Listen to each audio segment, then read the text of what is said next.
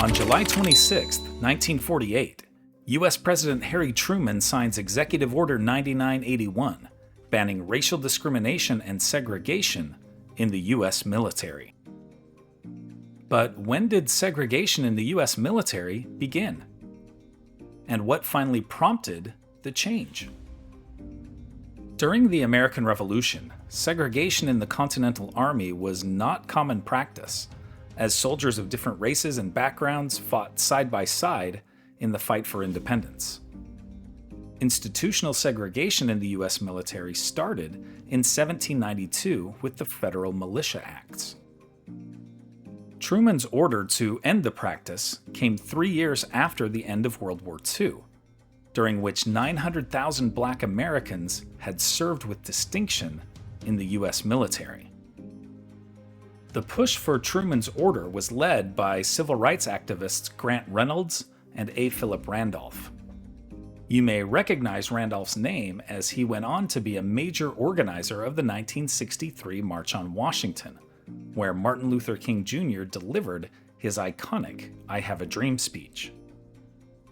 Facing pressure from Reynolds, Randolph, and others, Truman, a World War I veteran, established the Commission on Civil Rights and urged Congress to enact legislation. When Congress rejected his pleas, he issued executive actions, including Executive Order 9981.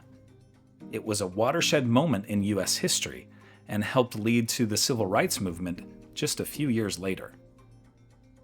The first major conflict involving the now desegregated U.S. Armed Forces began just 2 years after Truman's executive order, as U.S. forces were sent to the Korean War.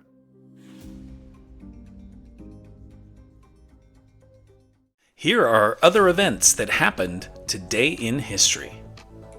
In 1775, the U.S. postal system is established, with Benjamin Franklin as first Postmaster General.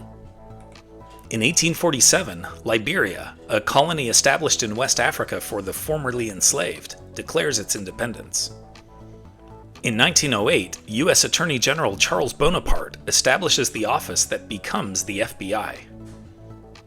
In 1943, iconic Rolling Stones lead singer Mick Jagger is born near London, England. In 1956, Egyptian President Nasser seizes control of the Suez Canal and nationalizes it, sparking the Suez Crisis.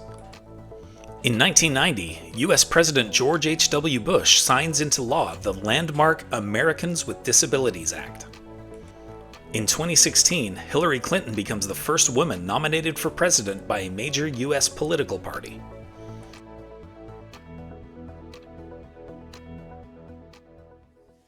And now it's time for our Today in History quiz. Who was the leader of the Reign of Terror during the French Revolution? Napoleon Bonaparte, Jean-Paul Marat, Jacques-Louis David, or Maximilien Robespierre? Liked learning about the desegregation of the U.S. military? Then you'll love this one about another important moment in the fight for civil rights, the Montgomery bus boycott.